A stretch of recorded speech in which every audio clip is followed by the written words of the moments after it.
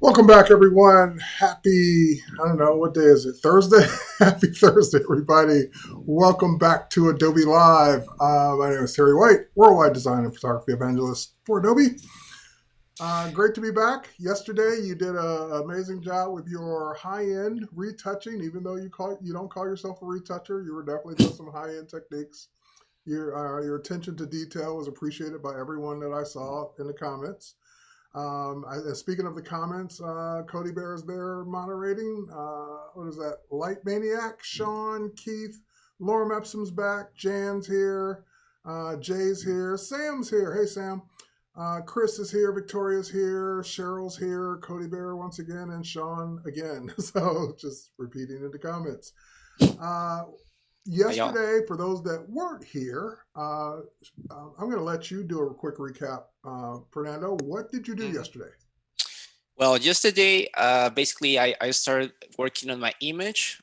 First of all, I have like my original image. So basically, what I did, it was like doing like an analyze what's going on in the image. I need to see what I need to retouch, what the data we have in the image. So basically, I'll start like with the background, a little bit work to clean the background. I changed this light from this eye to the other, so it matches this way. I start cleaning all the so-called imperfections of the skin. Kind of clean the hair too, like this part, you know, like start working in the hair, this like little loose hair in the air, all this area which was like a quite difficult. So I show you like the technique because it actually takes like way more time that we have. So yeah, basically I did that yesterday. I started working in this little pimples like this, like all the imperfections here, the veins in the eyes also like. So yeah, this is the first part of my process, which basically is like cleaning. Also like the hair, you know, like I as I said yesterday, I wanted to keep this area with hair because if I remove it, which I already did, I noticed like it looks kind of like this hair looks kind of weird because it looks like a helmet, like a weird helmet. So I wanted to give continuity of the hair. So it has more sense. Other thing that it needs to I want to remind you, this image is gonna be like the first part of the project that I have with a 3D artist. So after I finish this, I'm gonna send it to the 3D artist, and he's gonna intervene some part of the images, like the skin, like some like 3D cool things, gadgets. I mean, we still like in the conceptual area right now. So we have to work on it, but yeah, this is just so you know, and in the near future you will be able to see like the final result. All right, sounds good. So I'm gonna just stop for a second to that was a good recap. We're going to now do a little housekeeping, and then we're going to let Fernando continue working his magic on this image. So first and foremost, I see some folks over on YouTube. I see some folks over on Twitter. I see some folks probably watching on other platforms I'm not even aware you're watching on. It's great that you're watching us, and especially if you're watching the replay. I love replay numbers too. It's great that you're watching all of this, but keep in mind, the streams are hosted on Behance, and what I mean by that is that's where the chat is. So if you're like, want to ask Fernando questions, if you want to talk about or just talk about the creative process with other creatives that are watching the stream, head over to b.net/Adobe Live. That's where you can log in and make comments, and that's where we'll see them. And if you have questions for Fernando along the way, that's where I'll be looking for those questions that I can pose to him while he works. So again, great that you're hanging out on YouTube or Twitter or wherever you're hanging out. That's cool. But if you really want to participate, head over to b.net/Adobe Live. Because I just won't be able to watch all the windows and getting all the different questions. But I do see some love over there on YouTube. Shahid is saying, love your work from yesterday, and all Peter's there, and all these people are there. And for the people that are there, that's the last time I'm going to look over at that window. So head over to b.net/Adobe Live if you want me to see more of your comments. So also with that said, we do have a full packed day of streaming content. So thanks for popping in to continue watching Fernando, but also note that we started off early in the day with an Adobe Stock Film Festival or Film Fest. And then we did the Photoshop Daily Creative Challenge, which just ended with Jesus. Now we're on the photo retouching with Fernando from Nobody Studio. And then after us will be the Illustrator Daily Creative Challenge. And then after that will be the editorial design with Aaron. And then after that will be the Adobe XD Daily Creative Challenge. And then finally draw along with Kyle Webster and the design off with Voodoo Val. So again, a full day of watching creatives work, watching the creative process, being able to interact with like minds and be able to ask questions. And that's one of the reasons why we love doing these Adobe Lives for you all day, every day. And then we even have some international Adobe Lives that go on late in the night US time. So you can always come to Adobe Live to find good content. So with that said, Fernando, I'm going to ask you one more question. I kind of like started this yesterday with asking you just how are you doing with everything that's going on in the world. But today I'm going to ask you, like with everything that's going on in the world, where do you find your inspiration? Like where do you find the drive to continue on and working through a pandemic and working through social distancing and still doing your photography and coming up with these ideas and getting work? So how does that all work for you in a pandemic?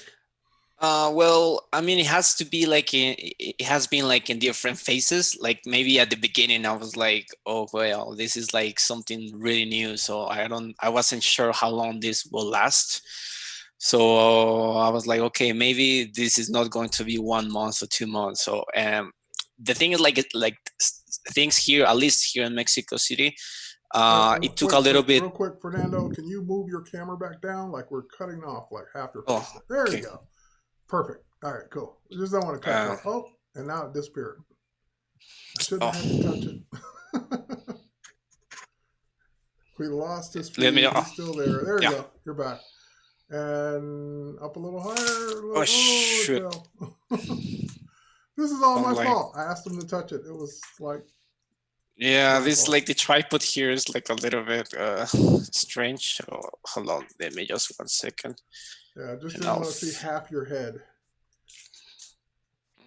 All right, technical difficulties. This is why we're live, because you get to see the behind the scenes stuff too. Can you see now? Or it's like too close? It's too close, yeah. All right, well, we're... It's kind of close, huh? Yeah. All right. Done. Fernando, we'll let Fernando fix that. He's almost... Oh, he's back. Okay. And... Oh. Yeah, okay, better. We can see your chin when you lean back. Okay, good. Oh, because this... Oh, I see, because what I'm seeing right now myself, I see like really... Okay. Okay, I'm gonna... If I move it, I think I'm gonna make it worse. There you go. But yeah, all right, so sorry, go ahead and continue. No worries. As I said, like when this COVID thing started, I was like, I think nobody was like really sure what's going to happen and how long this will like actually last. So at the beginning, since this like at least in Mexico City, it took a little bit longer than the US, for example. It's actually like I saw that coming, but once it's like here, I was like, oh man, because work like photo shoots and like different stuff like productions like stop like suddenly. For me at least, I have like a lot of work that I have to do, like supposed to like already started projects, so it didn't affect me that much, and give me like a lot of time to work on the things that I really wanted to do, like some personal projects that I was like, okay, I want to do this, I want to do this, and I need to, and I didn't have the time. So it helped me to think, it helped me to like really try to know myself. I have to like incorporate to my daily routine like different new techniques like meditation, like I never meditated before, but I think I was like, I always wanted to, and I feel like this time it was like really good for me to start, and I think it really helped me. I mean, sometimes it's kind of hard, like to be like no going out and don't really have like like talk with a lot of people, but I mean, I have to see like the right side of it, like the positive. And I don't know, it really helped me to start new things that I wanted to do, and I haven't like the time, or I haven't like the focus to do it. So that's like a All one right. of the, Cool. Um, so how much are you still getting to do photography wise with what's going on? Like how many hours were you spending doing your photography before COVID versus now? yeah. I mean, I mean, at least in doing like photography, um, yeah, like 75% less. Like I started like back shooting like 2 weeks ago, and like really slowly, like with all the safety measures, like kind of like trying to keep like the distance. In the retouching side, I think increased like dramatically. Right. I was Yeah. like, I have a lot of stuff like I was pending to do it, so it kind of like helped me to like sit down and start working on it, like fix my workflow, fix my technique. So in that way, kind of helped me, like to be in the computer, sitting, try to understand more about like color, try to understand more about the Photoshop, like the tools, everything. I think everything like every day you have something new to discover. So that's why important to kind of like practice and try to uh, retouch or edit like images with different tools, so you can see what's actually every single tool does, and how can you improve it to your image. Because as I said yesterday, like my image, what you're gonna see is kind of like the process, or like the tools or the adjustment layers for this specific image. No, I don't use this exactly adjustments and the workflow for my entire images. It changes, depends of the photo shoot, depends of the a single image. So it's good to at least try. At least I put it to myself, like, okay, this image, I'm gonna do it with this adjustment layer. I'm gonna do the color grading with this, and the next one I'm gonna do it with the other one, and kind of achieve the same results. So it's kind of like personal challenges to push yourself to know better and to understand better. All right. Well, you know what? Let's go ahead and take a look at some of that amazing work again. Let's continue Okay. on with what you're working on. So I'm going to switch back over. Let's look at your desktop. Okay, perfect. So yeah, as I said, this is like kind of what we have yesterday. You have like the before and after of all the cleaning and the little adjustment we have. So now I want to start like adding some contrast to the image. And to do this, what I usually like in the past, you will do like, like contrast, which I don't use it anymore. Um, like this, the brightness and contrast, but I'm not gonna use this today. What I'm gonna do is I'm gonna create some luminosity mask to give contrast to the image. Um, to create the luminosity mask, which basically is like how we perceive light. Like the luminosity mask, as the name said, is like a mask that's going to show us like the brighter areas of our image.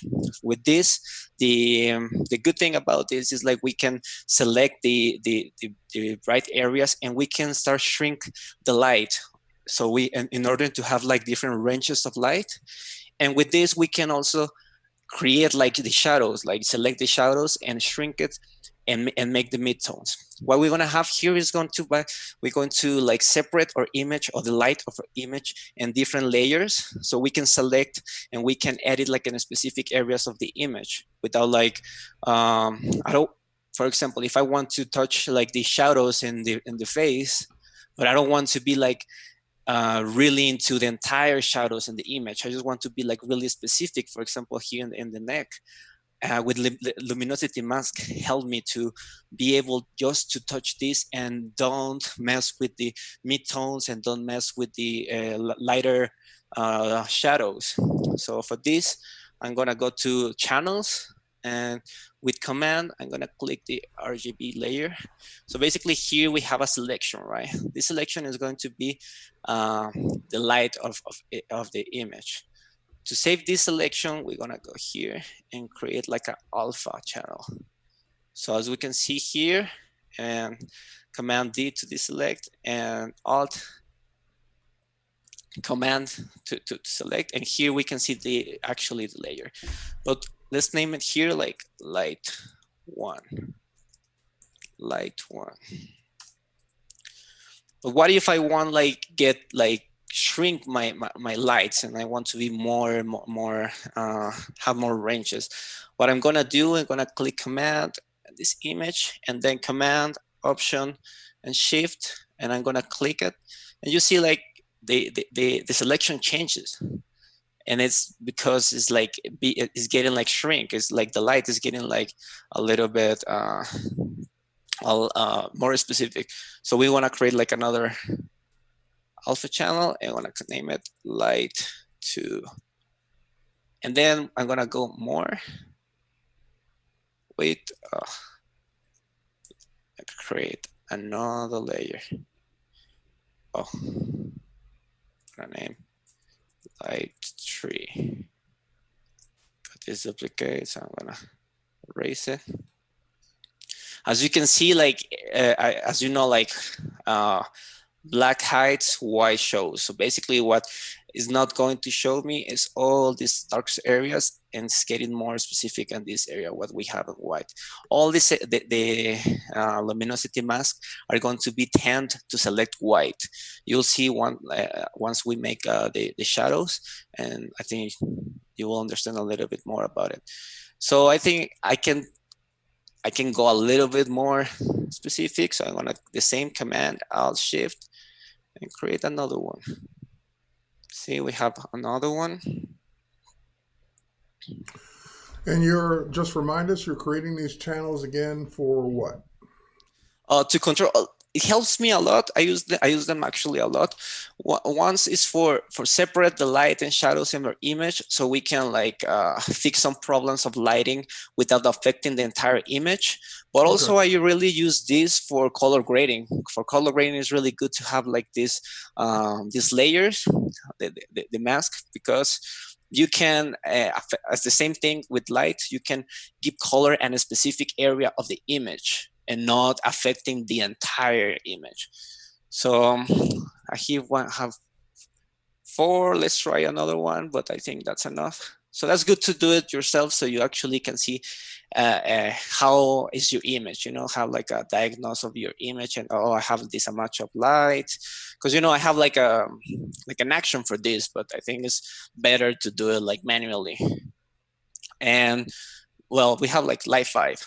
Now, if we want to make a shadow, what we want to do is going to go to the light 1, and then we're going to duplicate it. Let's name it shadow 1. And what we want to do here is going to be Command and I to invert the selection. So basically here, what we want to have like the selection is the shadows. But as I said, like so the opposite of the highlights would be the shadows. So exactly. Never thought to do it that way, to invert the mask. Mm-hmm. Or invert the channel, basically. You're creating a channel. You're creating a mask for the opposite. Mm-hmm. So what we're going to have here, as I said, again, like white shows and black hides. So all what we have in white right now is going to be our shadows. and all the black we have here is gonna be our light. Highlights. Yep. And as I said with the lights, I'm gonna say the same thing. I'm gonna select it. I'm gonna be Command, Alt, and Shift, and start shrink it or shadows. So I'm gonna name this Shadow 2.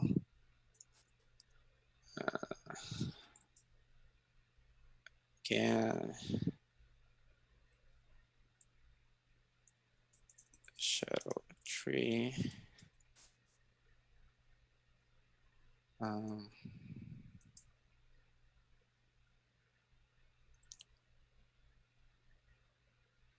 Shadow 4.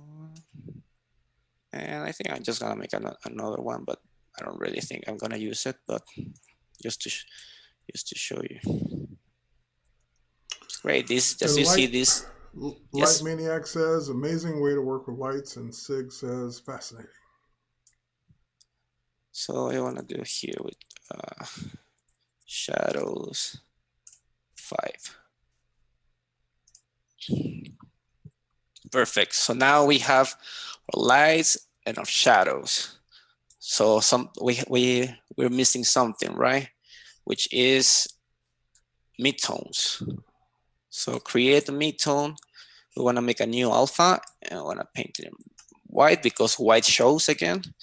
And what we're gonna do here is going to pick basically what like midtones is like take the shadows and take the light and take it away from the image, and then we will have like midtones, right? So what we want to have here, we want to select. That's gonna be depends on how intense or how like what you consider yourself as midtones. So basically, I'm just going to pick the shadow number 2. Let's switch our image. So as we see, we have a lot of like lights. It's more like especially in the face. So what I want to do is pick like my shadow 2. And with Command and Shift, you will combine the selection of depends of the light you want. So I'm gonna pick like light 3. So basically, I just like have like a add in the selection the shadows and the lights, and when I'm gonna go to this layer in the white layer, I'm gonna paint it. Oh, sorry, I painted in black, which Command and Delete. So basically, here what we have is like the image less the shadows and the lights. So we have the midtones here. Have a lot of stuff here, a lot of the data. So as you know, like a lot of the skin tones are in the midtones. So that's why it's really important. With the let me just name it, midtones. So with the midtones, we can do a lot of stuff. We can recover some texture that we might lost with lighting problems. Maybe it's too bright, too exposed, or the opposite. So we can do that. We can play a lot with your skin. But this is like a really good resource to have, like, you know, like. And now we're gonna go here, and we wanna do like some like contrast. So I'm gonna pick one shadows with Command. I'll pick shadow 2 because I want to be a little bit more specific, and go to like a curve adjustment layer, and I'm gonna go a little bit down, not that much because I'm gonna do a little bit more afterward, but I just want to see like how my image is going, you know, give it a little bit more contrast. The same here, I'm gonna go to light one. And so now you're using your mask as selections, the various selection. highlights, shadows, and midtones, and then you're adjusting them with curves. Yes. Yeah, okay. Yeah. I think the shadows were too strong, so I can just, I'm going to make a group and call it contrast. You can see it's not a big difference, but it's like, it's getting there. You know, before here, oh, after this, sorry, I'm going to separate our model from the background. This is why, because I want, when I start doing like more of the lighting adjustments and the color adjustment, I want to have like our background on the different selections. So this is like different ways to do it. Sometimes like Photoshop has like new good improvements. I used to do it here in color range. Used to. I want to show you also like what should I do? What I used to do. Basically, I just pick like the background. If you have like this type of background, then you can increase a little bit the fuzziness a little bit. And if you think you have like something that you're missing, you can add some like more color. As you see, with the eyedropper, I select this area that is like a different tone. It's just like lighter than this. So basically, it gives like a pretty decent selection. So I want to have here our selection, and this selection we can save it in a different ways. We can go to selection and save selection. And in a new channel, we can name it selection color selection. I think is the tool naming that. And as you're gonna see, we're gonna have it here. But here I have my, and I think it did like a really decent job with the hair. Yeah, it looks like it. Now you said you used to use this, but you don't anymore. I use them some, as I said, is like it depends of the image. I mean, I might use it for some image, this technique, but it's I don't use it that often anymore. But it's always good to know. You know, like as I said, like I think I see Photoshop as a solvable, like a problem solver. So it's good to have like different resources to solve like different problems. You know, like. But here we have to refine our selection. As you see, we have this part of the face like kind of like in the same tone. So what we want to do, we're going to paint it in black. So we want to refine the selection. So here we want to be like let's paint it like that. As I said, this is like kind of like a easy selection. As you see here, you have something in the gray area, right? So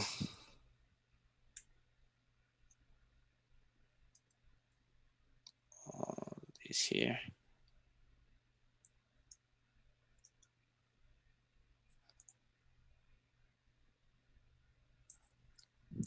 And basically, this is going to give you a perfect selection of the the shape of the subject. Exactly. So we can adjust the background independently without be worried like it's going to that adjustment to affect our model in this case. Let's see, we're gonna paint this. Sometimes here the edges are really clear, but if you have like some like weird areas for used to paint, like here, I don't see that much gray though. But you can also like paint it with the overlay.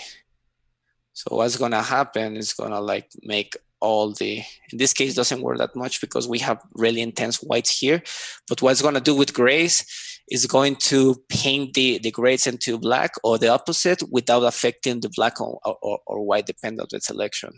So that's a really good option if you have like a kind of like a weird edges. In this case, I don't think I'm gonna use it, but it's a good just so you know if you ever have like in that situation.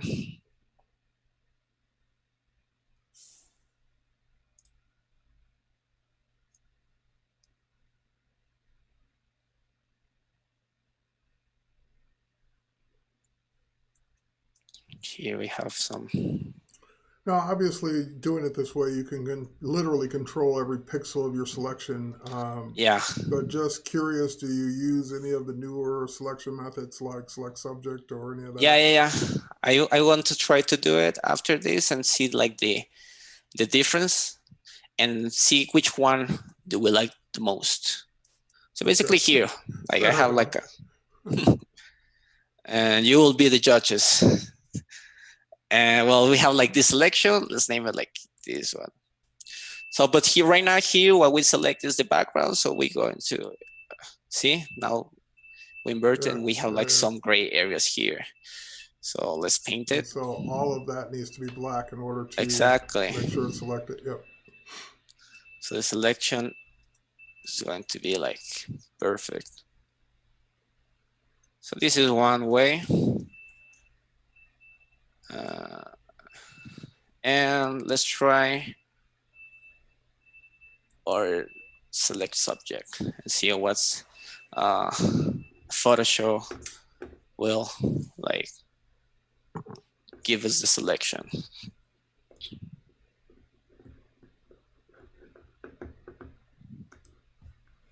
Okay, so I think the best way to really actually visualize what's going on is going to be on select and mask. Yep. And then you can actually even go to the mask as review. Yeah, it's actually gonna show us, and it's gonna be pretty similar, you know, like of what we did in that adjustment, the channel adjustment. But Mm-hmm. here, as we see here, we have some little problems with the hair. So we want to refine this, like Yep. this area. I think in the other, I think here too. Um, maybe some here, but if you want to be like really, really, uh, yeah, basically we have like a pretty good selection since we have like here also like this area.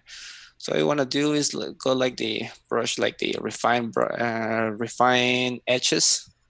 Mm-hmm. I want to paint here. I'm pretty confident it's gonna do like a pretty good job. And people tend to have a tendency to want to work quicker and faster with less strokes. And I appreciate Fernando using a small brush in this area because a Mm-hmm. small brush with refined edge will almost always do a better job than a big brush. I don't know why. It's like maybe it's trying to Oh, calculate too much at one time, but yeah. always go for a smaller brush when you can using this. Oh, sure. I don't know what they did. Oh, I changed the selection. So yeah, let's try to be like And also, as you're painting, so you want to start from the background in to the hair or into the subject. mm-hmm. Because there's a plus sign on that tool that's actually deciding basically where you start with the plus sign, where what it's going to use as a color to refine. So you want to have it refine that whatever that blue background was, or light blue, or whatever, light gray, whatever it was, into the subject, just like he's doing now. Exactly. So as that gray starts to disappear from the hair, you know that you've got just hair selected and not the background. Exactly. So let's say, well, I think this area is pretty good. And this area, we need to work on it.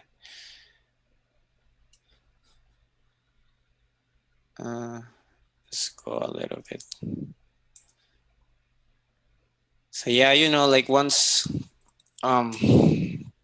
you start getting a little bit more detail, like focus, the entire workflow is gonna change a little bit, but also the results are gonna change. So I really invite to all of you to like get like a better chair, like a more comfortable chair, and like start like sitting a little bit more and You're gonna take your be there a time. while.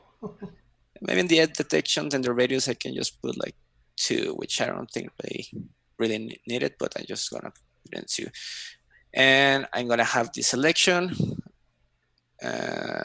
We go to channels and make a new channel. So we want to have, let's see how is the selection. As you see, like the hair is actually way better than this. See, you see like kind of like close. Dude, it's pretty it's close, not but that. see these lines? Yeah, where they're broken. And yeah. It's kind of broken. And here we have like some grays, which is really good because at the end, when you're talking about hair, you don't want only to be white, blacks and whites. You want something in the middle, which is like the gray. And if you're going to dramatically change the background, you want to see how, if you do this with this type of selection, it's going to be like a little bit more like less realistic. And when you do it with shadow, with grays and you mask, you see how like the color on the background is not like an intense red, for saying that. It's going to be like more like the shades are going to be preserved better. So let's put it this selection model with, what's the name of this? Select subject. Select subject improved dramatically in the June update. It's because now it takes it before it never cared about hair. So if he had done that with a version 2 months ago, all of that hair would not be selected. None of it would be. Like you'd have to go in and brush it all in. Now with the new portrait select subject from the June update, it actually knows what hair is and includes that in the selection. It looks like you said it did a really good job on that. And this is like only like 2 ways. I think there's more, but I think we can go like deeper in that in another episode if I ever get invited again, because this will take like a lot of time to create more like masks. But this is only 2 ways to select the model, but we can actually work on more. But yeah, let's say like, okay, let's try this adjustment. Let's make like a curve. Let's try to change the subject like really dramatic and see, selected the background. So as I said, that's what you want, like in this specific area. If you change your background, like it's really different.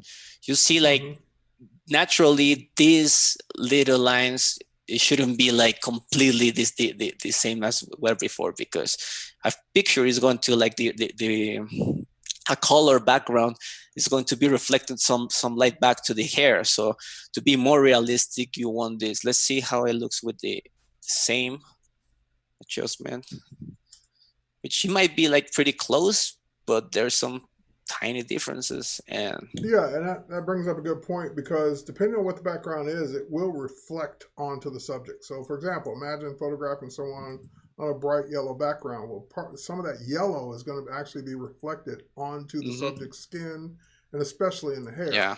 So if you want to remove that background or use a different background, then you don't want that reflection. So you would use the decontaminate colors checkbox in selected mask. If you're going to keep the same background but just enhance it, maybe enhance the colors, then you do want that reflection, because you do want that reflection from the original background, because you're keeping the original background, you're just enhancing it. So it depends on what you're going to do with the subject versus the background, whether or not you want to decontaminate colors or not. Exactly. So you see like the difference. You have like some broken pixels here, which it doesn't look natural at all, and you don't have it here. It's like it's a little bit of difference, but it quite make the difference. So in this case, I'll keep second one. I'm gonna put this in the garbage so I don't get confused. Yes, we have like a pretty good selection. I'm gonna invert it so I have like my model selected, and I think we're good. So now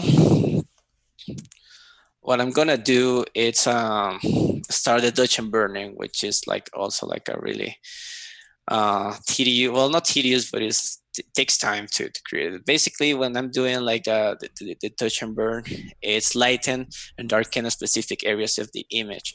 This with the purpose of fix some lighting problems.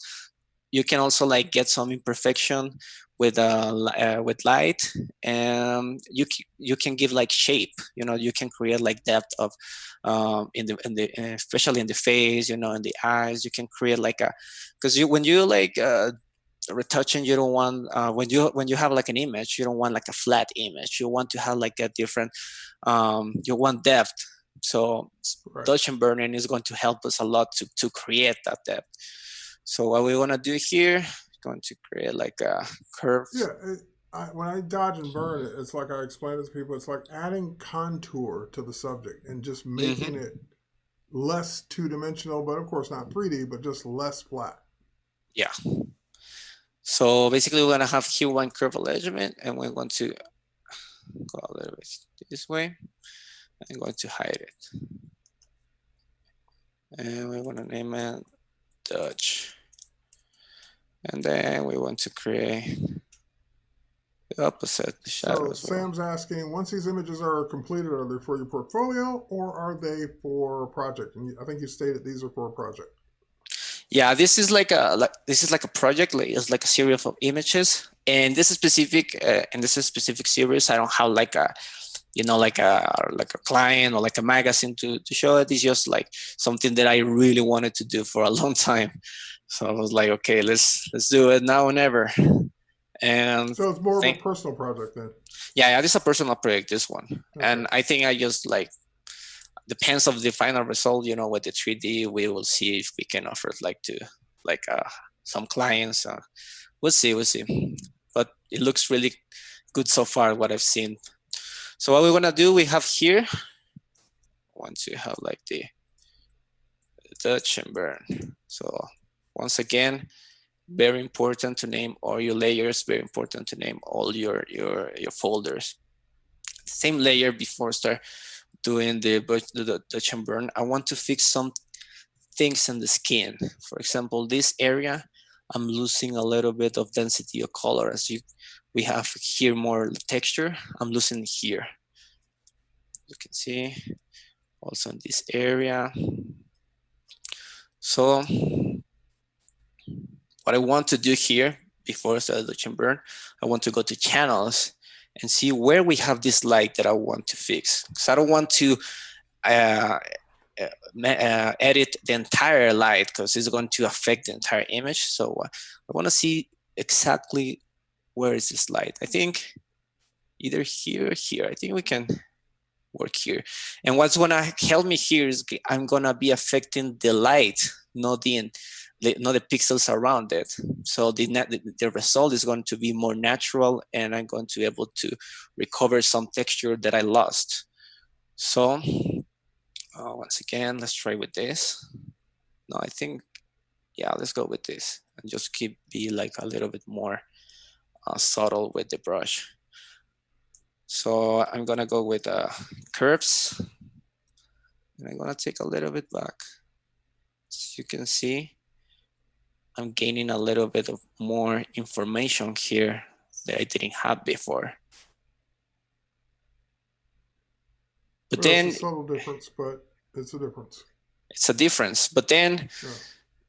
the selection, it was way bigger than I wanted to. So I just want to be in this specific area. What I want to do here, I'll take this back, and I'm going to Command G to make a group. So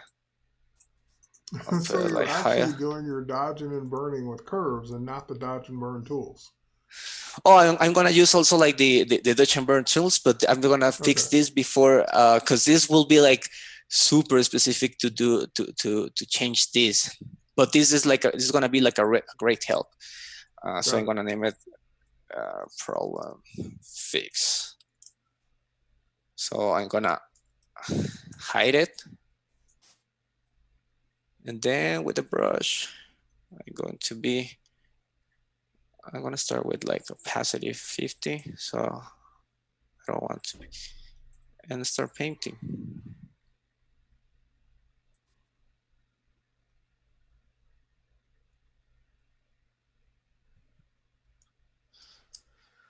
Okay, maybe some here. In this light, you asked me yesterday, right, Terry? I could fix this light, and for example, this also like which I have no information here. You see, like it's completely Yeah, white. I could fix completely it, blind. but for this specific image and this specific project, I need them. I need them because it's going to be like where the this also too like is way too bright. But the 3D artist is going to do something with it. So just so you know, I could totally do it like the same principle of this. Or since the raw, you know, you can. As long as you have a purpose for them, I have that's a fine. purpose Right. exactly. Yes, That's that's it. That's all that matters.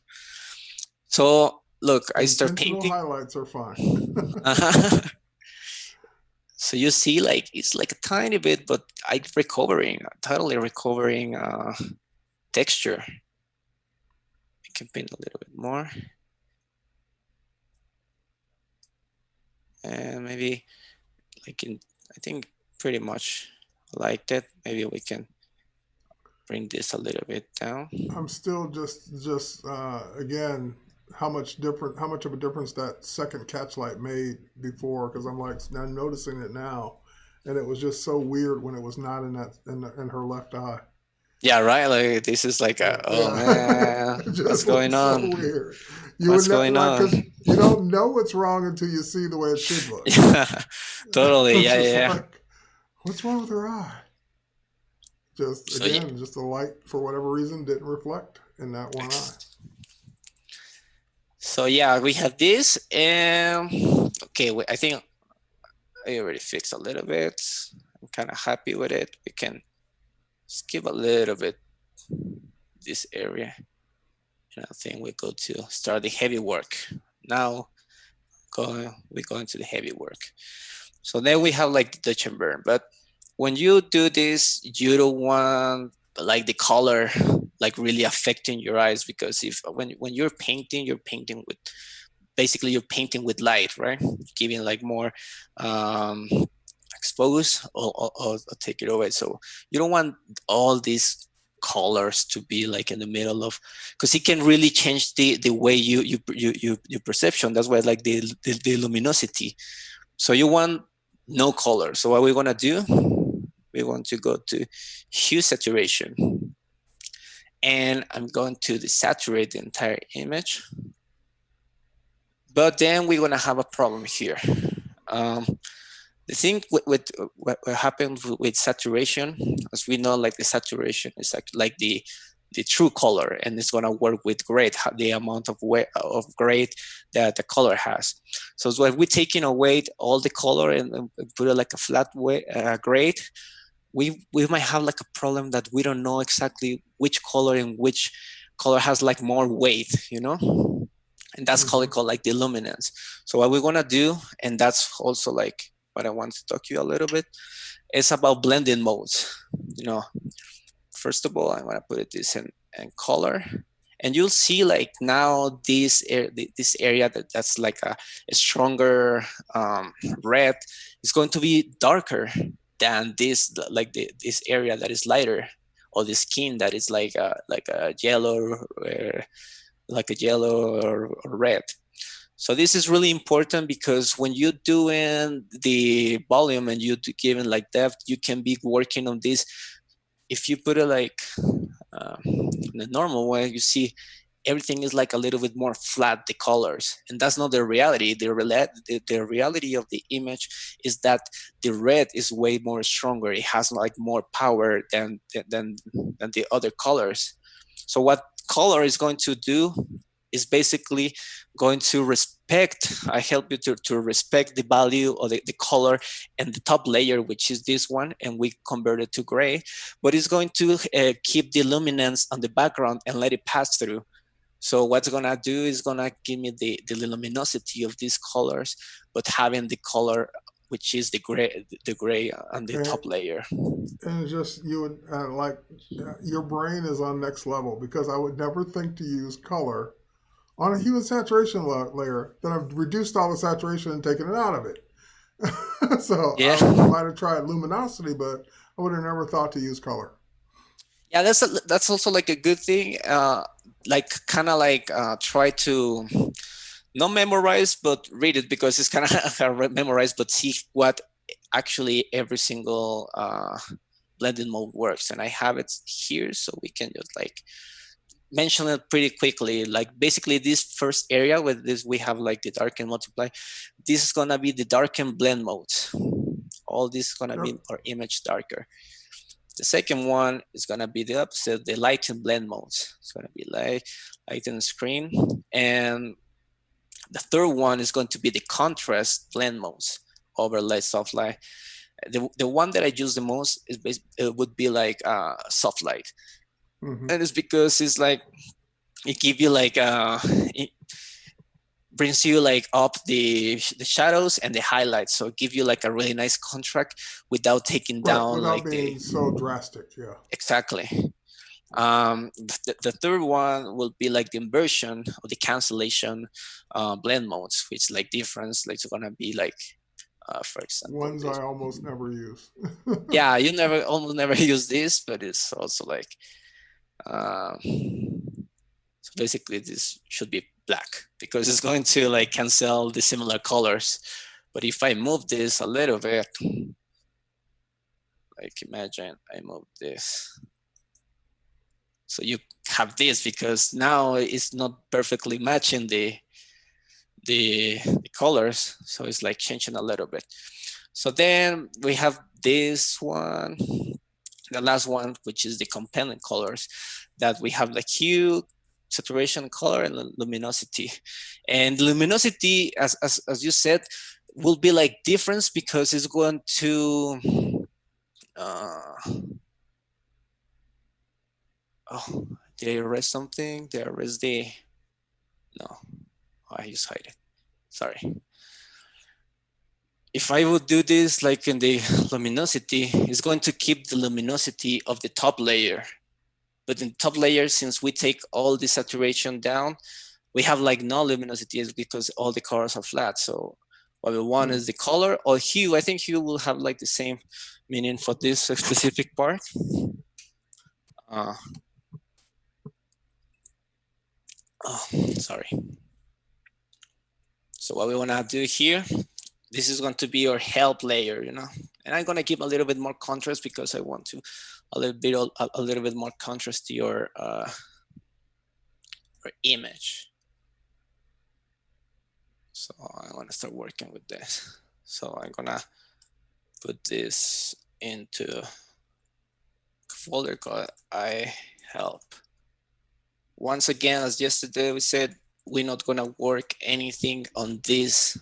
It's going to be only help us to see what we want to see. So now here we're going to good stuff. We want to like, as we see, we have like some differences with the transitions between lights and shadows. As for example, we have like this shadows that is completely like a contrast with the flow of the skin. We have like this also like in this area. And then we have like the tiny things, you know, like this.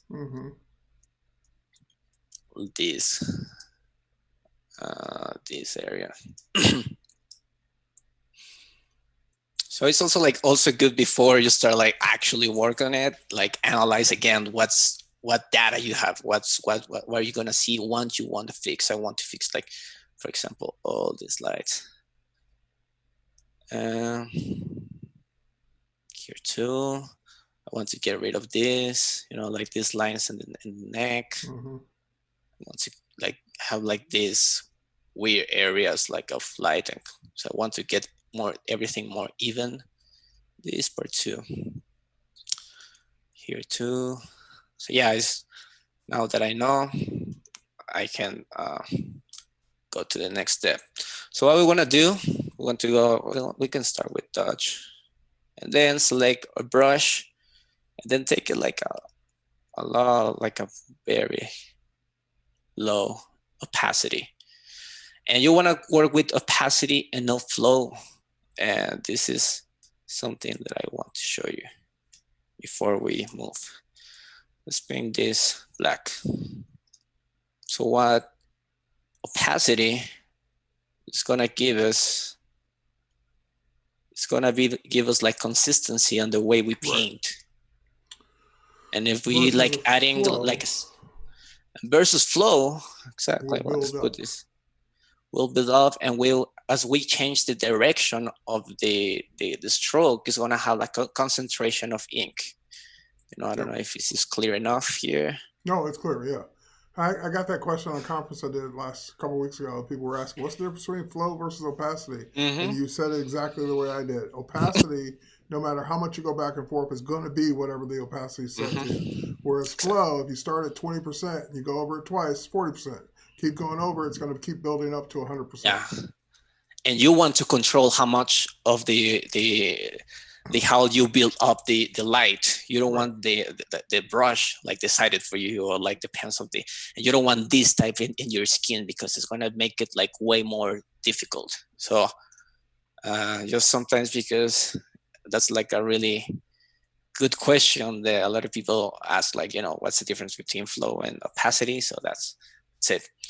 So now what I want to do is actually start painting. The opacity has to be, I always use it like low, you know, so I can, it's easier to add than that remove. So basically I want to start painting. Pants here is going to be like, the pants of the area we want to. And this is where Lorem Ipsum's comment comes in. You're on a whole other level of perfectionism. Just The thing is, like, once you start doing this, you start noticing things more, and it's hard to and like, once you see it, you can't unsee it. yeah, once you see it exactly, and it's like, damn, because like when you start like creating like this more detailed work, it's always your internal question, like, hey, you think the client is actually going to notice this? And like, No, it might not, but you will, and you but don't you want will, your right? work there. And people who actually know about this kind of stuff will notice. And I mean, the idea is, once again, is getting better and better. So obviously I'm gonna like try to show you like how I work in different areas, but um, I'm not gonna do the entire thing, because you will see me here for 4 hours, 3 hours doing the entire thing.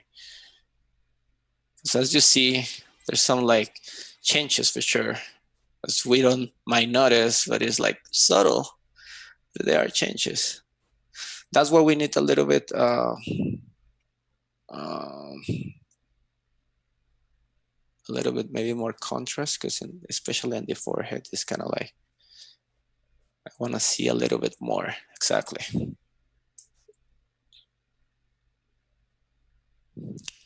And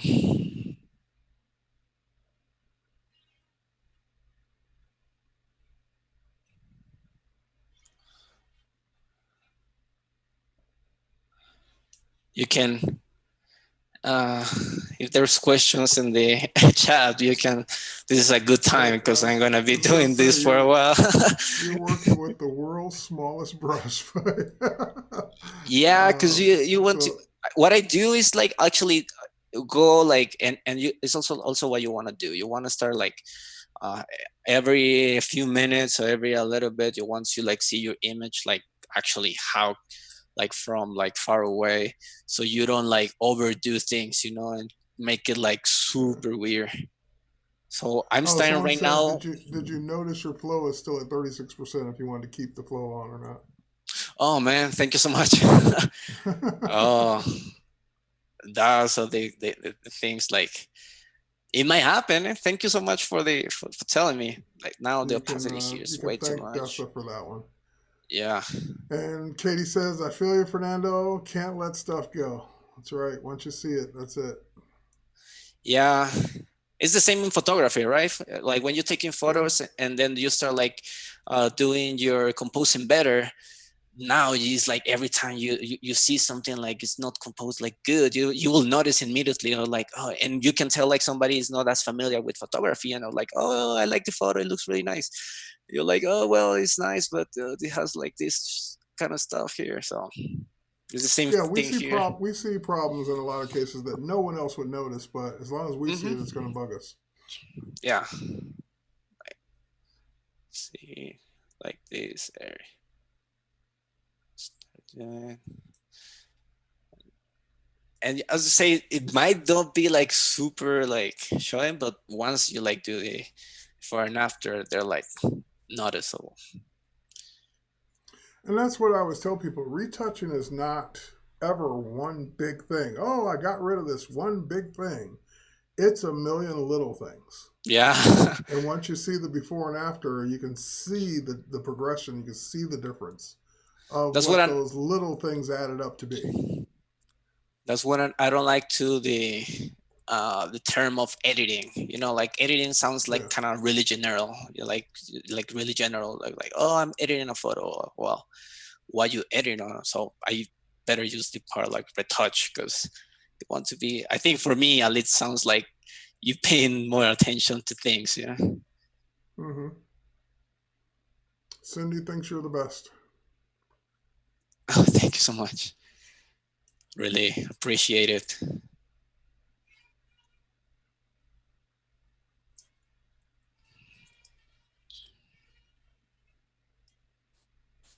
You wanna go like, you always want to work like in the like by areas, right? You want to be like, see what's going on here. It's to I'll say 6. Now, while you're working in this black and white dodge and burn mode, do you ever switch back to color just to see the difference, like as you're working? Like, do you ever do a Mm, spot check? no, I think a little bit.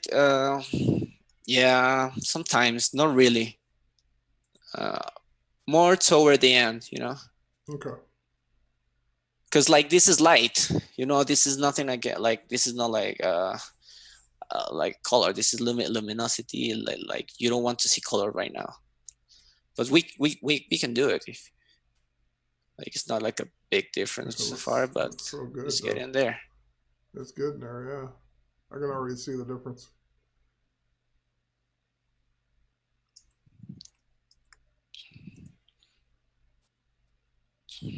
So Yeah, you're used to the process, so you know what it's doing. So I think a lot of people starting out just they want to see, hey, is this really doing anything or not?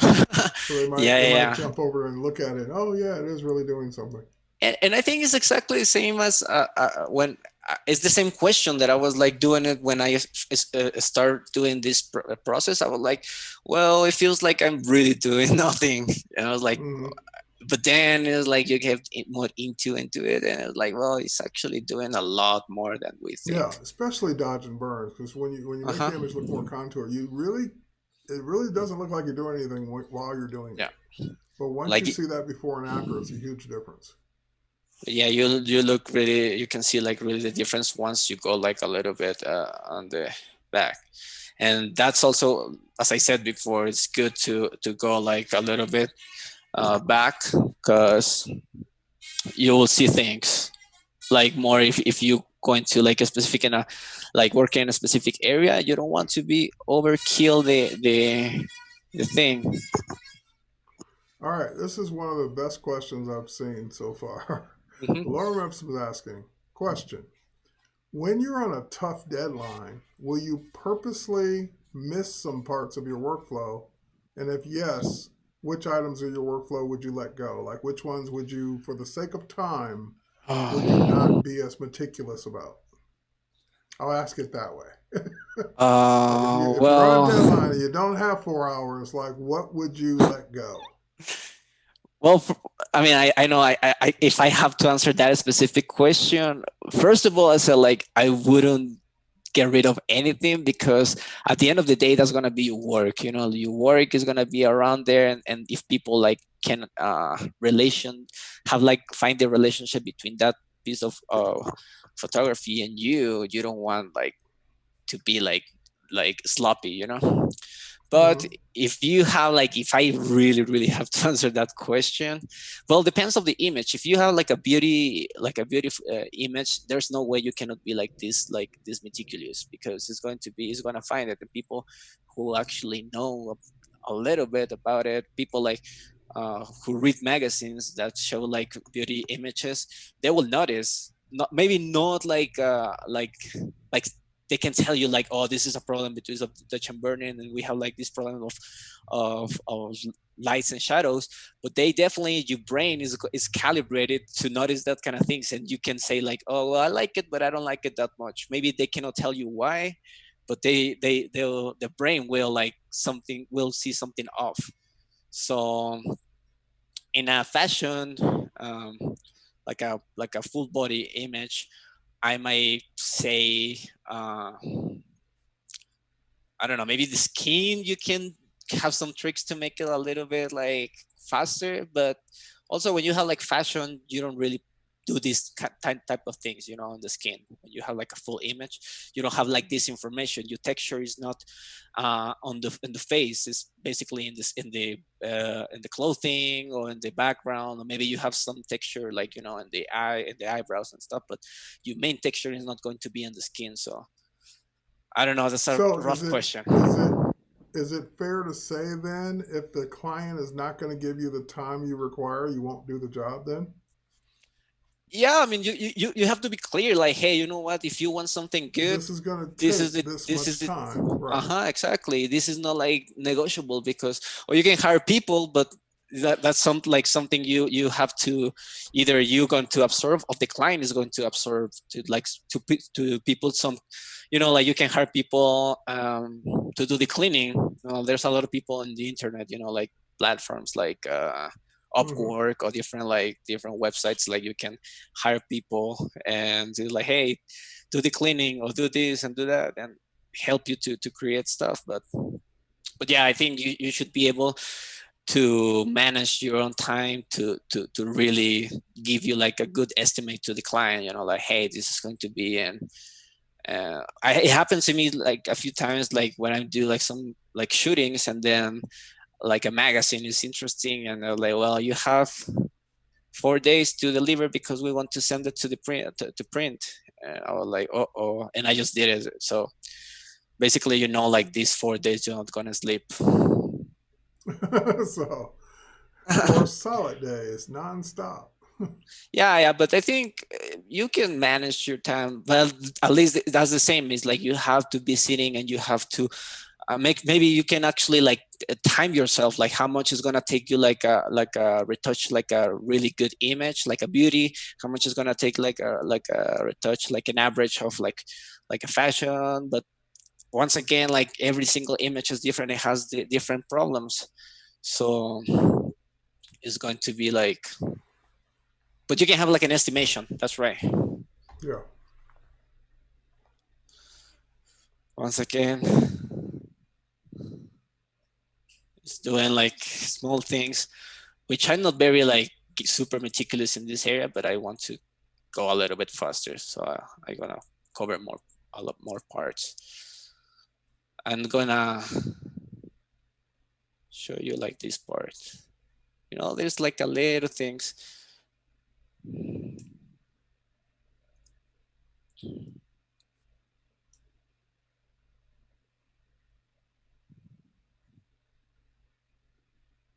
And sometimes like with this type of hair, I don't like to disappear them a lot, like at all. They like completely disappear, but maybe I want to load the intensity a little bit, so it's Hmm. not like distracting, you know. So I go this. Want to keep it, but I want to like less intense, like this. And just keeping in mind, you're not removing them; you're just reducing the amount of light on them. Yeah, Yeah. yeah. You can, if I will like do it, because this is texture, like a hard texture. You see, like the edges are like a really hard. I will remove it with the cloning or the healing brush, tool. Sorry. So I want to use like give less intensity. You know, see, it's like slightly less intense.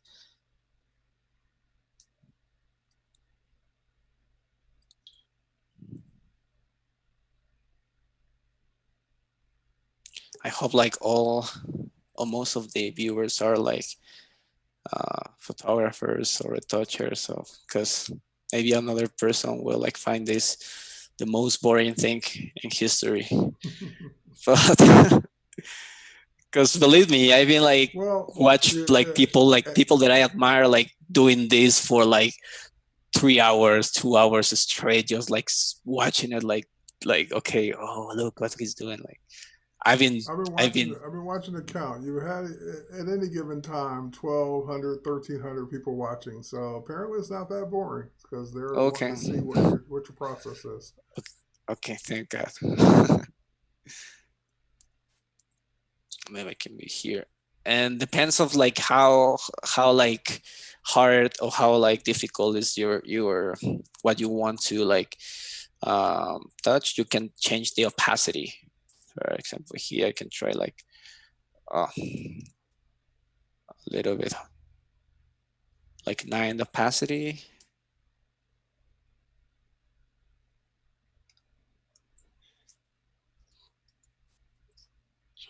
Let's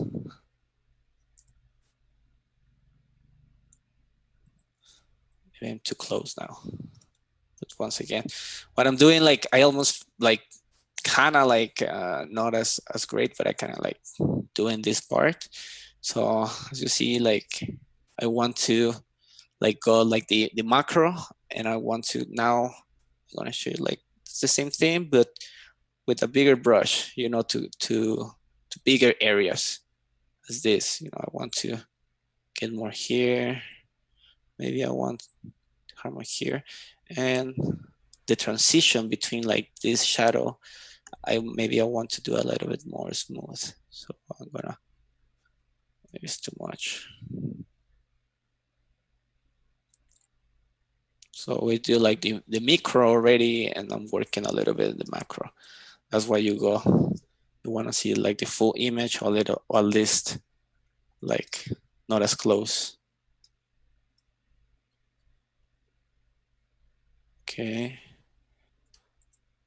Maybe. Everyone in the chat says they're captivated by your by your technique, so they're just watching, Really, really appreciate it. Like watching a it, masterpiece unfold.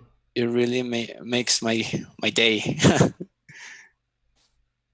that you are enjoying this, because sometimes I would like, oh, I don't know if people gonna actually like it, like watching like doing this. But Well, you know, and a lot of it is, you know, let's be honest, it is tedious. It is a lot of, you know, brushing pixel by pixel is never something exciting to watch, but it's inspiring to see you. Like I honestly, I don't think I've ever spent this much time on a single image ever in my life. So it's inspiring to see again your level of detail and the things that you pay attention to that I probably have never even thought about. So it's just great to see you work at this level of detail, even though you don't call yourself a retoucher. yeah, no, I don't. I really respect them the work, so I don't. I wouldn't be comfortable calling myself a retoucher. I mean, I have retouched people for other people, but I don't see it as my profession. You know, I'm a photographer who retouch uh, his own images. Oh shoot. So maybe I like the shadow here. I think it's a little bit more. Uh, okay. Yeah, maybe kill this area.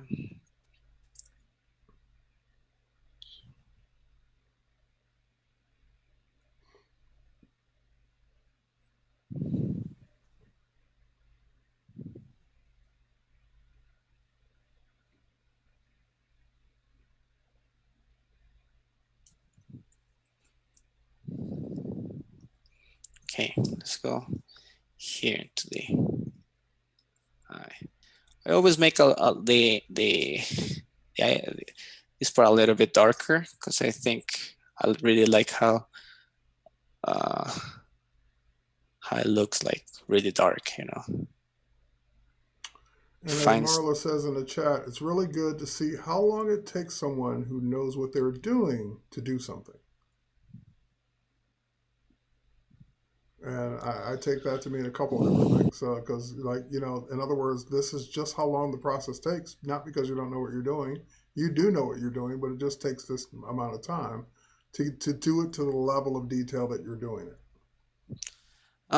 Yeah, thanks. Yeah, I think Are all there of us. shortcuts? Yeah, of course there are. There are all kinds of shortcuts along the way, and we've even talked Yeah, about some of them. But will they yield the exact same meticulous results that you're going to get? Probably not. yeah. For example, here I have like the luminosity mask, like we already did. If you want to do it, just takes like a click, you know. But Yeah, then you're not gonna know like what's going on here, what's your real information here, like doing by right. yourself, like. And And just I like think yesterday when we talked about frequency separation and all of those techniques are great. There's nothing wrong with them, but they're not going to be the same level of detail.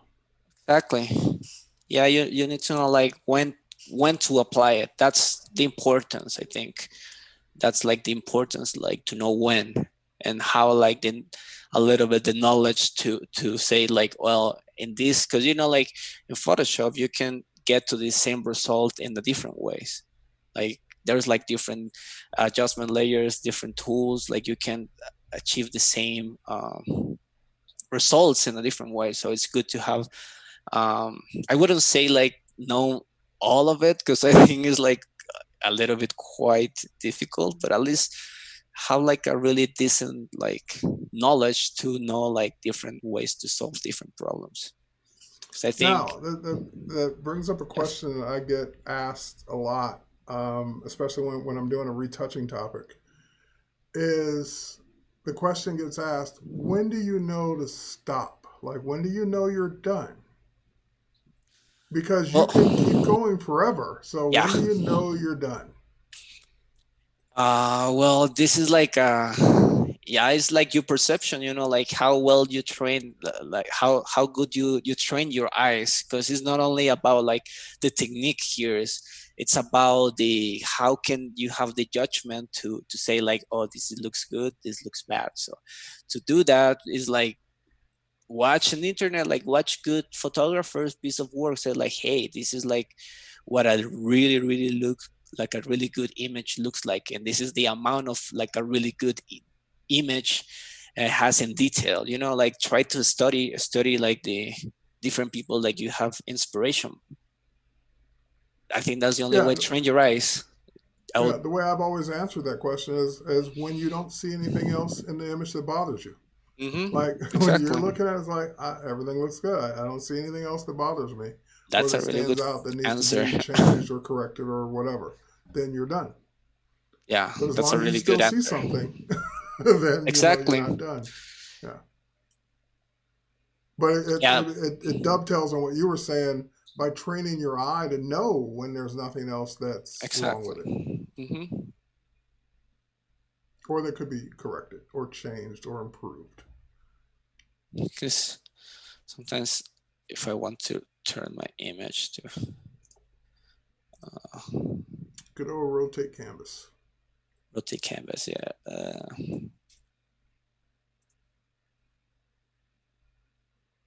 Oh, This is your specific. camera is going green. Oh, Oh, it's back. Okay, you're good. okay. It's just the camera. The desktop looks fine. Okay. Yeah, like I know people that spend an hour just on the eyes because Mm-hmm. Oh eyes yeah. eyes of a portrait are very important. So, like that is where I spend more of my time than anything else. To create like, yeah, and the thing is like you want to do that looks like natural, Hmm. You don't want like, oh, this looks like really weird or like really overworked.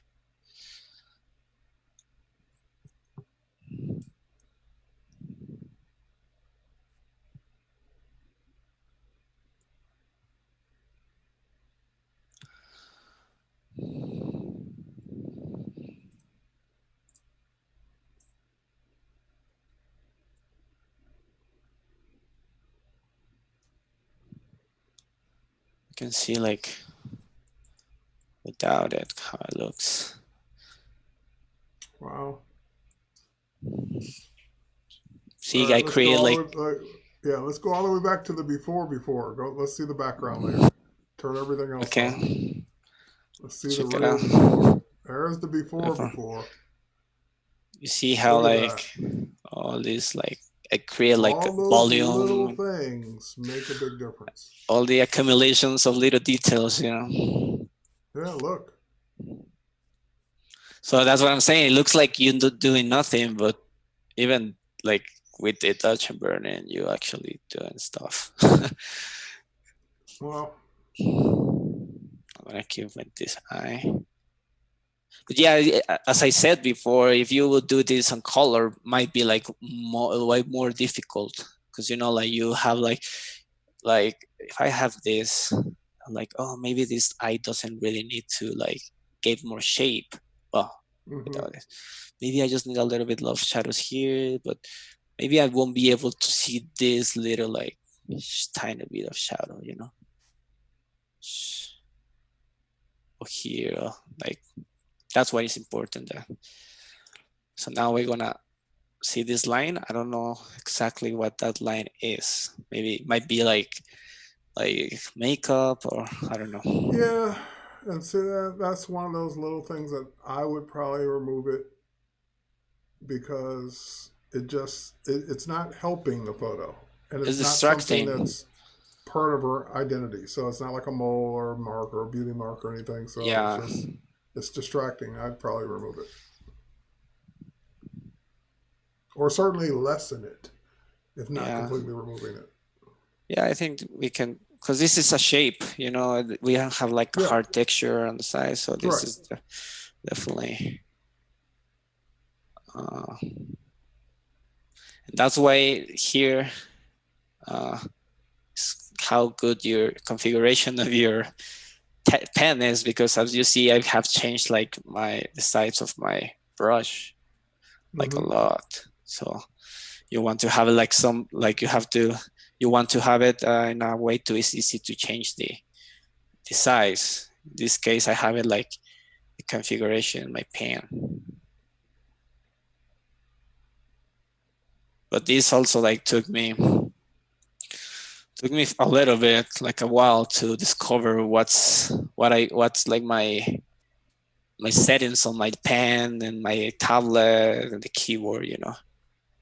And it's like just knowing yourself, like try to be really conscious of what you're doing when you're retouching, and say like, hey, do you know what I'm using this tool like a lot, so maybe I can find a way to make my life easier, because it's like it doesn't take not like much time that going here, you know, and change it from here, and then change it back and go like forward, back and forward, back and forward. It's better just to have it here. So I see this like annoying line. It's kind of like disappearing. Yeah. It's kind of like one of the And things like I like a little said, bit. it's naturally in there. It's probably just something to do with the light, but it wasn't helping the photo. So Yeah. why keep it? So okay, let's gonna take a while here. I just want to go like to show you like the bigger areas what we can do, and then I can show you like what I did. Okay. I'm gonna go this way. Like this is like a pretty common problem in photos, you know, and like it's the lighting. It's only lighting problem, like how the light comes, and we don't have like a good reflection in the chin or like below her. So this creates like this type of shadows that looks like the mouth is kind of like down. You know what I mean? It's like so. This is like a pretty common. Yeah, so Jan's asking a question, and I'll take a stab at it. Then you can answer it your way. But how subjective is this? Would another person equally meticulous end up with a different result because of different appreciation of the light and shadow and contrast?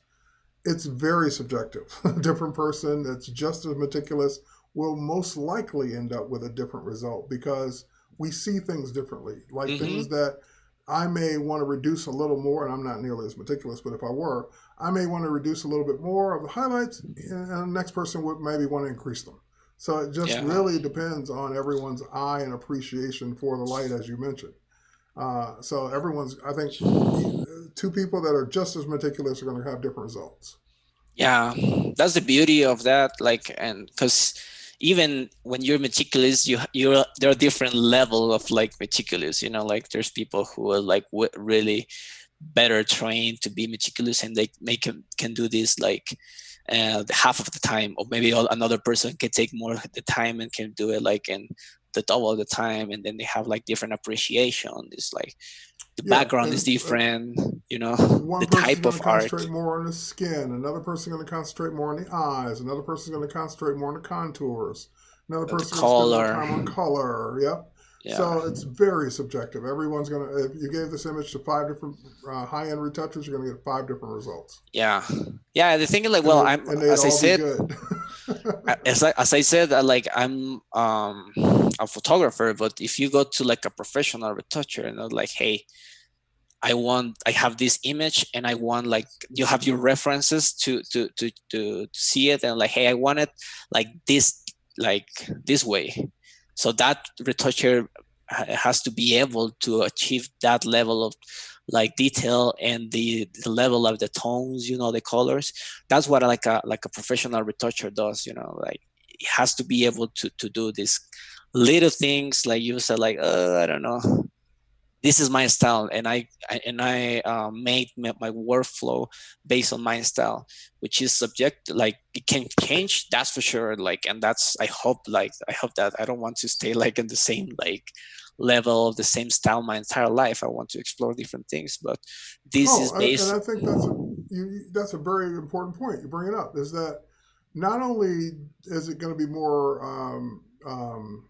subjective for person to person, but even as you're working on things, workflow improves, your style changes over time, and Mhm. things that, like, I cringe when I go back and look at some of my older work because it's like, oh my Yeah. god, how did I even let that pass as work? Like, how did I even show this photo ever in public? But because you evolve, you see things now that you didn't see 5 years ago.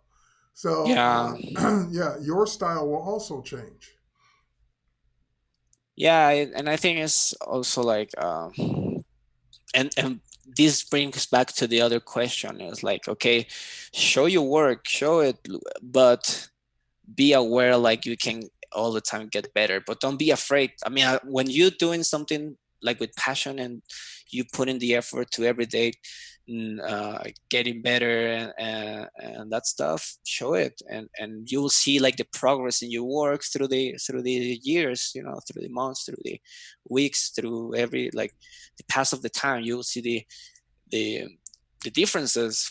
I think that'll be really sad if you see like your first photos and your photos from right now is actually the same. That'll be like really discouraging, you know. Yeah, that would actually be discouraging, right? If your work has not changed in 5 years, yeah. Yeah, I was like, damn, man.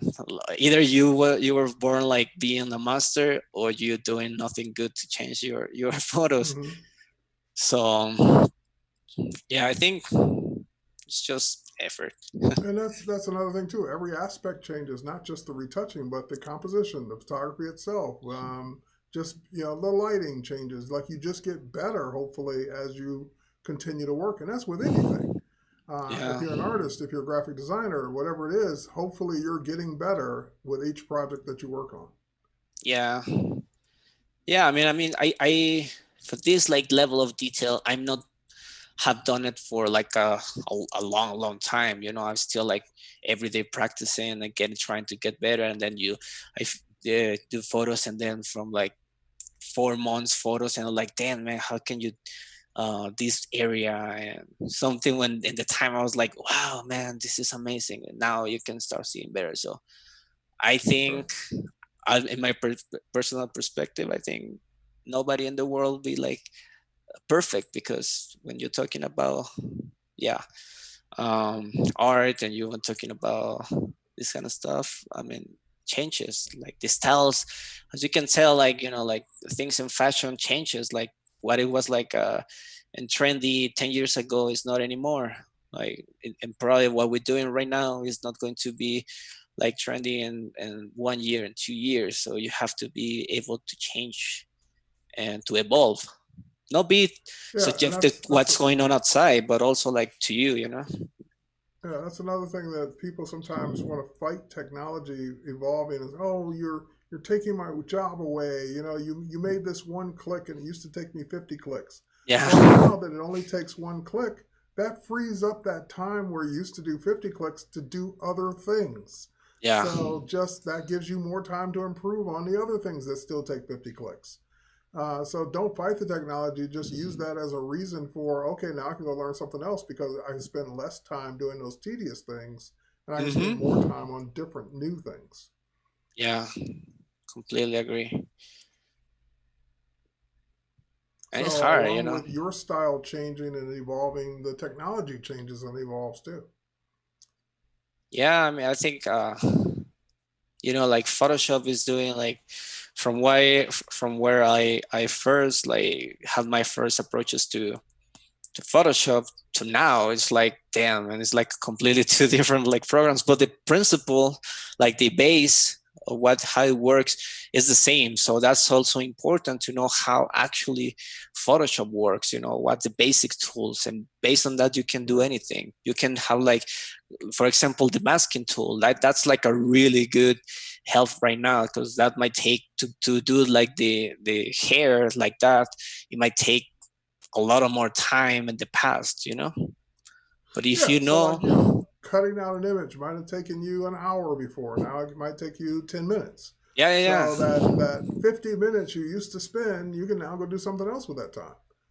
totally. And you might like took like a job from that, you know, like maybe Right. people in the past used to cut images, you know, like that was like the job, like, okay, I'm gonna um like separate the like 50 images in this week, and that was like like a specific job when you like producing like massive like images, you know, for different catalogs and stuff. But that you have to evolve, you have to, they say, okay, that was before, not anymore. All right. So we're about to take a break and take a Okay. look at the daily creative challenge. Great work so far. We're going to just hopefully get through these entries and see you wrap this image up or at least get a little bit Okay, more progress on it in a few I can minutes. show you, I But can show you like let's do that. Yeah. For like, people that are okay, just popping out or maybe haven't seen the whole process, we can see where we started and where we are now. okay, I'll take this, save it like pro, and this is like how I did the touch and burning. So this is like basically, let me just take the eye help. Oh, I have it already here. So see, this is like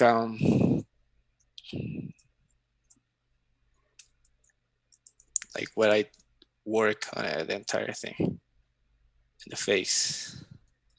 You can see like little difference that I, like how I cleaned all this area.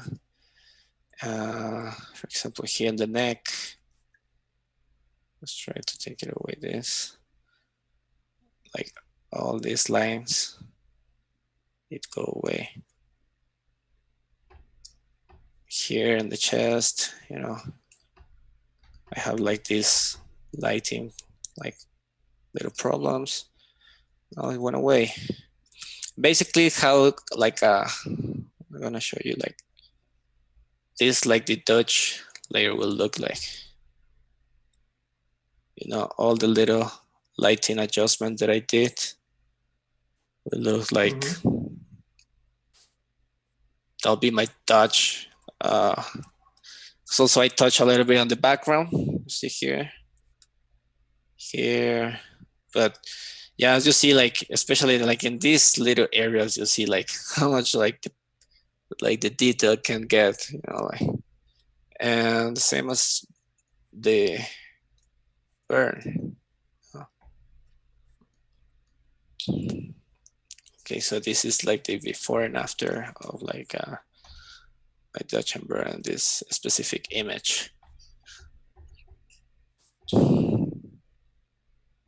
So Very cool. you want to do the creative challenge or?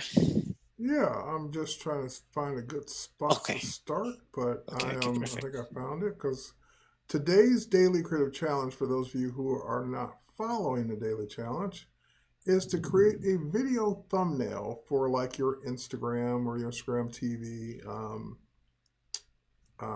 videos.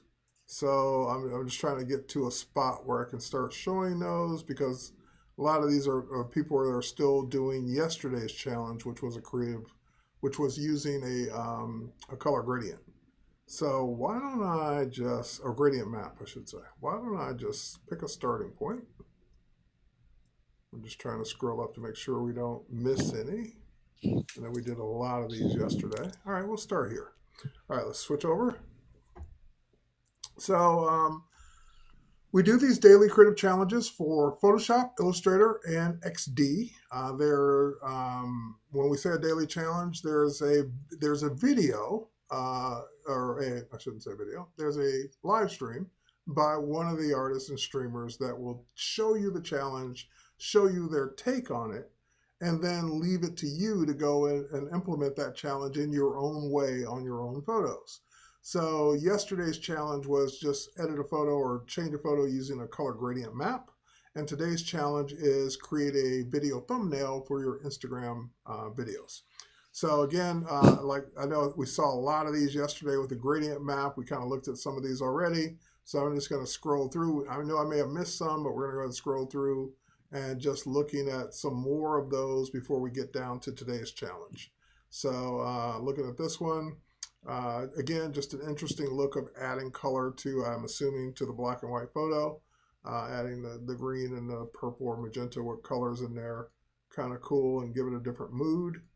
Now this one's interesting, just again, using that gradient map, having the background in green and the subject in kind of a purple color-ish. Like I said yesterday, I'm not really a fan of applying a gradient map color to skin tones, but hey, you made it work. You did the challenge. Let's see what we got going here. I'm not, oh, this is the original image. I don't see the one that's edited, so maybe we'll see it a little bit further.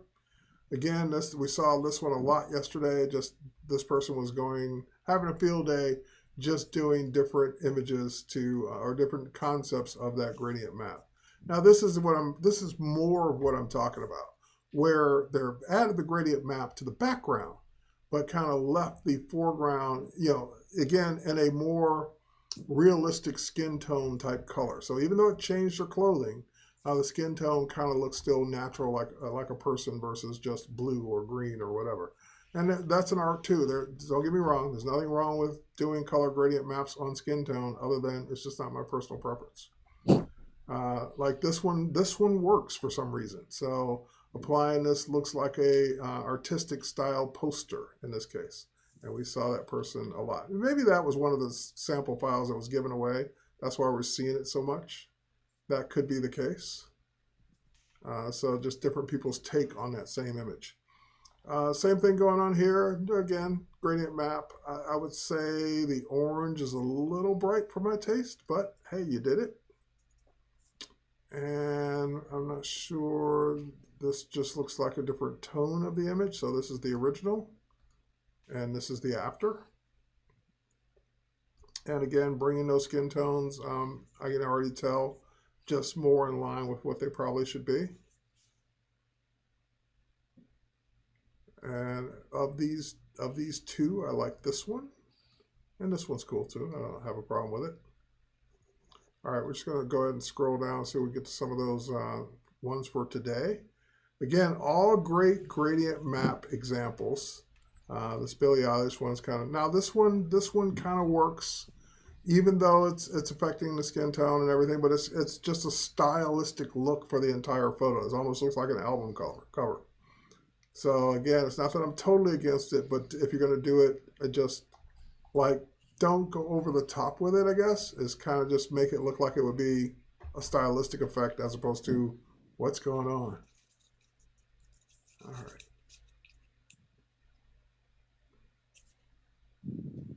And what's going on here?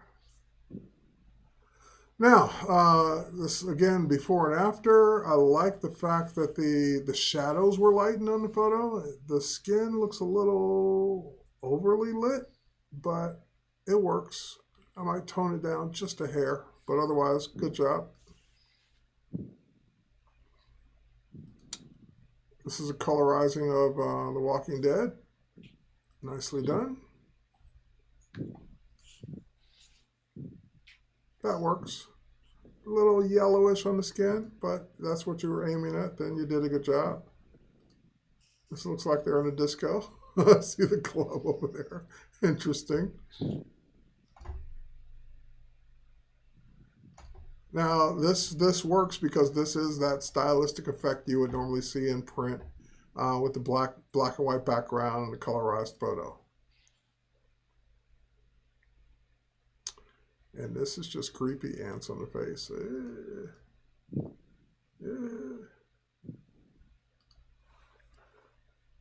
Nice social message in there as well. What's going on with this one?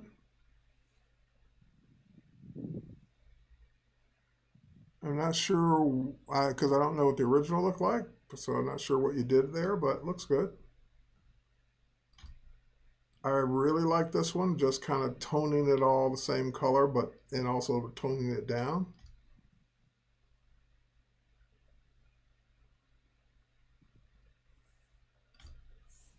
Not my favorite color, or not my favorite use of colors, especially with the green, but you did the challenge. All right, you gave us 4 choices. My favorites are going to be the 2 on the right.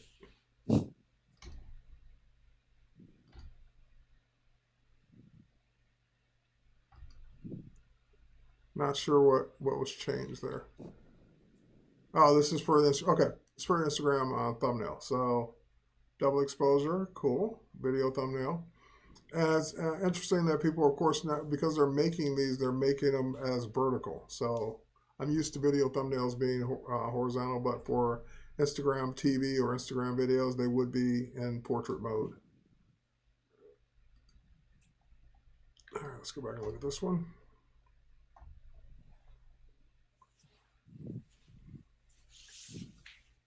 Okay.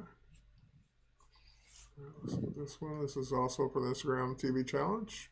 Nicely done.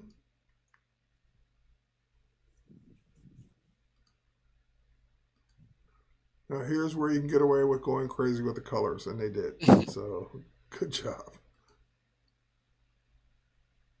Video thumbnail. All right, so here's just a slight critique on this one.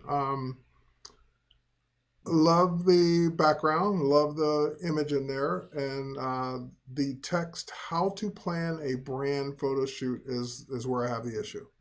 It's you did the right thing with trying to create contrast between the 2 different types, the 2 different fonts. The problem is that the red color on the photo itself, you try to put, you put a white banner in there with some opacity, but it's just hard to read. So what I would do to make this a little easier is maybe try 2 different colors, like how to plan in one color, a brand photo shoot in another color. I would also bring them physically closer together. And you can also get away with making them a little bigger, maybe even the how to plan, so it stands out. And just so you did contrast with the fonts, now do contrast with the size and the colors as well. And just make that text a little easier to read. The red is what's really hurting it more than it's helping it. All right, so probably an Instagram cover. Now I'm getting what this is. Got it. And again, we saw that one. Ants on the face. Kind of creepy. Oh, I see where that was your original for this one. Got it. Nicely done. All right, I think we went through them all. We saw this one yesterday, the Hitman. And some of these we saw yesterday already. Good job, folks. These daily challenges, we do look at all the entries, so all the entries are being looked at by someone. And oh, there it is, a different color. You already did it. Better, yes, better job. Because it just stands out a little bit more against that background. But again, like I said, it might move them a little closer together and maybe make one color and one a different color that complement each other. And if you're ever in doubt of what colors to use, keep in mind that nature usually always gets the colors right. So you have some nature behind you of two different colors that probably look good together. So if you could always sample the colors of the photo or sample like the photo, the colors of either the portrait or the person or the background behind that person. If you're ever in doubt for what colors would look good together, but good job, quick fix. I like it. All right. So Fernando, you ready to go back? Yeah, yeah. All right, let's go back to you. Hey. Um. So yeah, I mean, I just want to show you like this is the job that I did on Touch and Burn with the entire image, like everything done. So what I do after this, the Touch and Burn, I start working on the color. First of all, what I do is like kind of like fix some color problems that I can notice, like this line. You see like how is like a little bit of mistake of the makeup. It's this one. Also, I see like this little part, you know, like it's kind of like different tone of like this the color here. So I want to match it before do the color grading here a little bit too. So I want to start here. I'm gonna name this. I'm gonna go to Hue and Saturation. I'm gonna put in a folder color. So what I'm gonna do here, I'm gonna pick this color. I mean, if I want to go here, I'm gonna pick this color, just in the reds.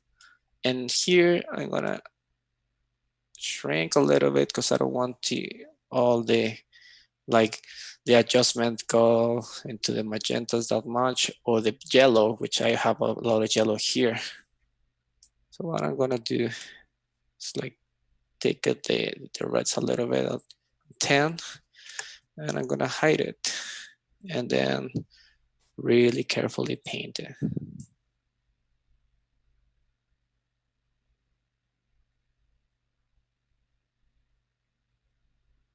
And you're just blending that little bit of makeup in to make it more of a hard Even, line. Yeah, more even yeah, line. Got it.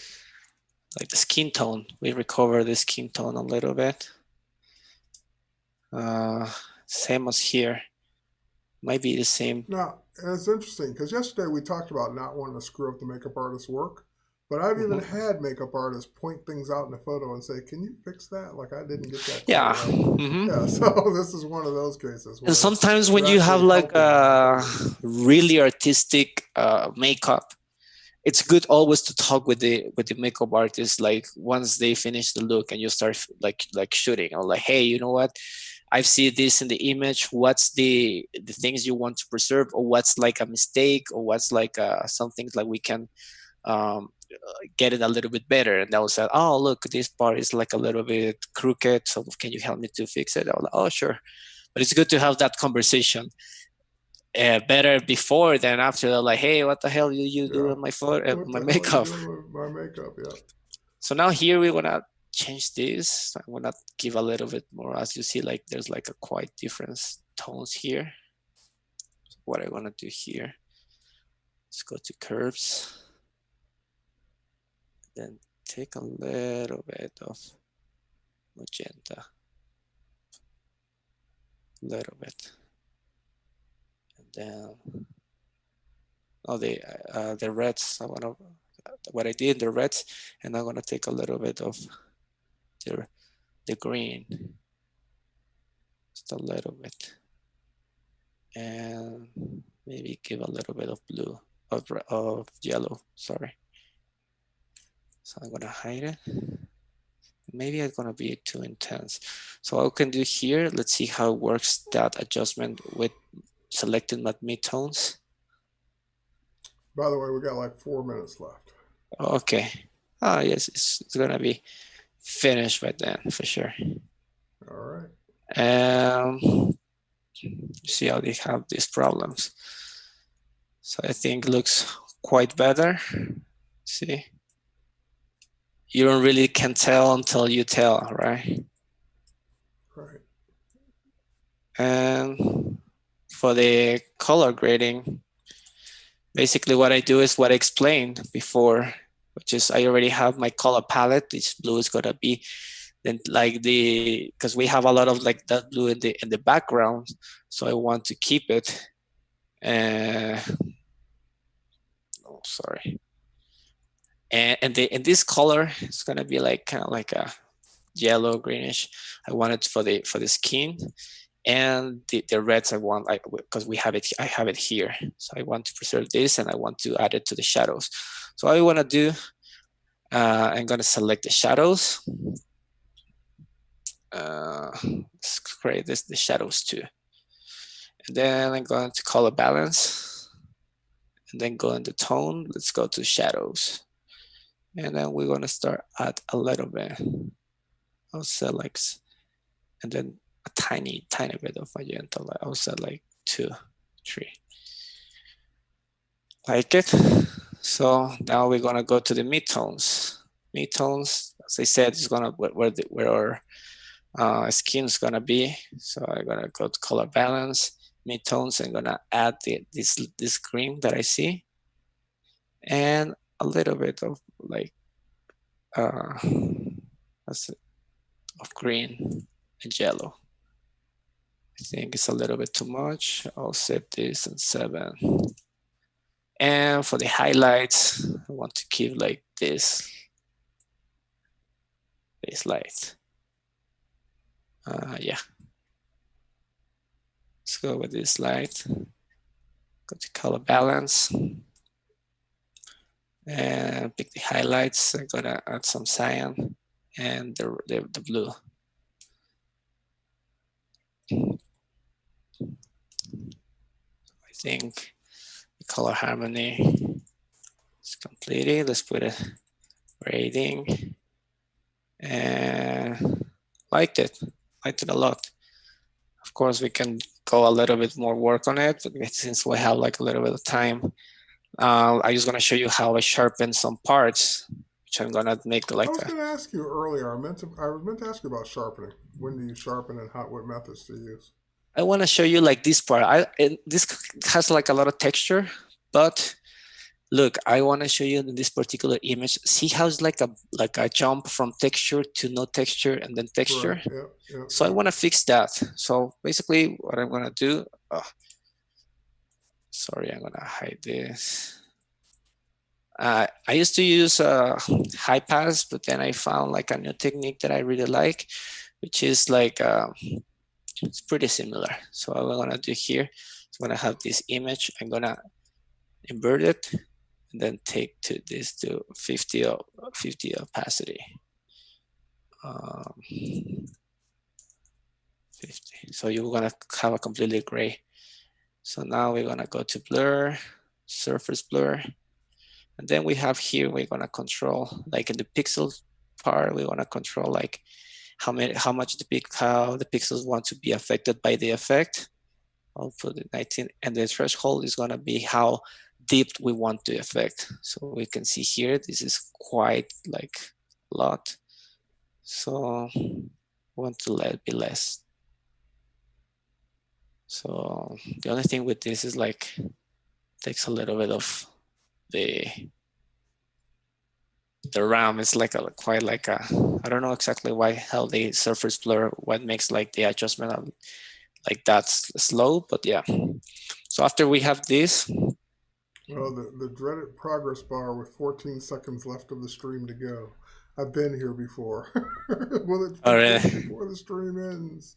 All right. Well, we can start the wrap up process as we're waiting for that. So, Fernando, I want to thank you for being here, and thank you for showing us some very inspiring, creative, meticulous work in your retouching and how you work. And we got our progress bar. Okay, so quickly, Thank we you got so like two much. seconds to finish this up. So yeah, we have this. This is gonna be our high pass, basically. This is gonna be our sharpening layer. But I don't want to be affected the entire thing. I just want to be So bring just up, mask it. Yep. mask it, and then paint it here And just paint it to back in. to bring the texture here. What I do here in this image, I will also like give a little bit more like sharpness here in the eye. Not quite a lot, since we already have like a really decent piece of like texture here, and I can put it like in the contrast. If I'm gonna put it like in the light, liner light is gonna be way more intense, and overlay is gonna be like less intense. So it's a good way to like Well, show it. Fernando, we are out of time, but I And can't wait that's till you it. post this image so us to take a look at it. Yeah. And thanks again for being here, and thanks everyone for watching. And stay tuned for, I forgot what's up next, but I think it's the Illustrator Daily Creative Challenge is up next. So we will see you on the next one. Thanks again, Fernando. Appreciate you Thank being you again, here, Terry. Really nice to see and you. great to have you. All right, bye everybody. Thank you so much.